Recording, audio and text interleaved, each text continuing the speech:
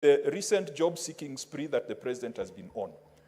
Out of that entire schedule, Mr. Speaker, 60% had secured jobs as housemates. Housemates. We are exporting housemates. We are manufacturing housemates. Mr. Speaker, what kind of education system is that? South Africa, the education system has produced and exported Elon Musk. He's now the richest man in the world. The Indian education system has produced and exported executives of tech companies globally. Kenya has produced and exported housemaids to Saudi Arabia and Qatar. It is a big shame. That is the state of education in this country. Mr. Speaker, I believe that if there is a crisis that we need to deal with today, it is the education crisis that is manifested in strikes at all levels, from primary to secondary to universities. A university funding model that does not make sense, Mr. Speaker.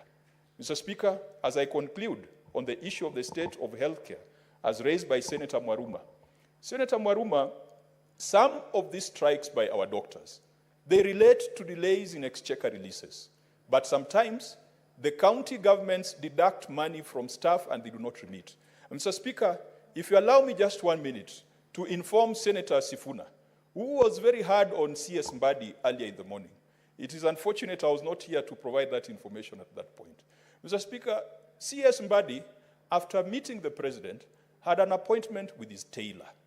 Yesterday, there was a national outcry about the state of his suits and that he had cut his suits, the cloth too big for his size. And Mr. Speaker, if you all observe, CS Mbadi looks emaciated, he looks stressed, he looks fatigued. Mr. Speaker, we should all pray for CS Mbadi so that his suits can fit him again. We donated him when he was in good health. We donated him when his suits could fit him. In only 2 weeks, Mr. Speaker, CS Mbadi, yes, the suits cannot fit because of the state of the economy. Senator Gloria, what is your Please give us back our Mbadi. Mr. Speaker, I am an amateur at this house. My point of order is on 101. And I have been learning through these senators on how to conduct myself in this house, a house of procedure, a house of rules, a house of mature people, Mr. Speaker.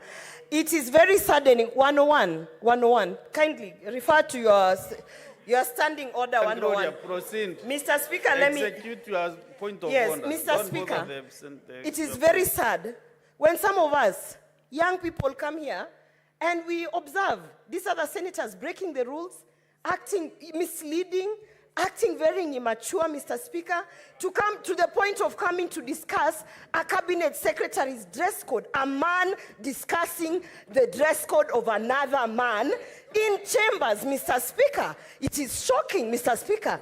And Mr. Speaker, I want to also say, just allow me to conclude by saying, I wish had Senator Tom Ojen, had Senator Kajwang, if he stood up to tell us that now, after his very extensive point of who we are exporting, Mr. Speaker, and by the way, housemaids are not, kazi ni kazi, Mr. Speaker. All jobs are dignified. I wish that this senator stood and said that the cabinet secretary was busy working and creating more jobs of engineers also, but he has come to discuss the dress code of another man, Mr. Speaker.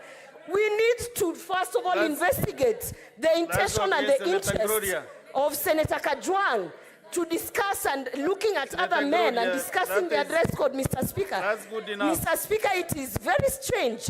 As a woman, it is very strange that I come here. He should apologize. As women, we are not complaining. As women who are looking at this cabinet secretary and his dress code, we are not complaining. What is Senator Kajwang looking for in the dress code of our cabinet secretary, Mr. Speaker? He must withdraw and apologize. Withdraw, and that is a dignified cabinet. You know, when the chair talks to you, Senator Gloria, you should just listen and pause.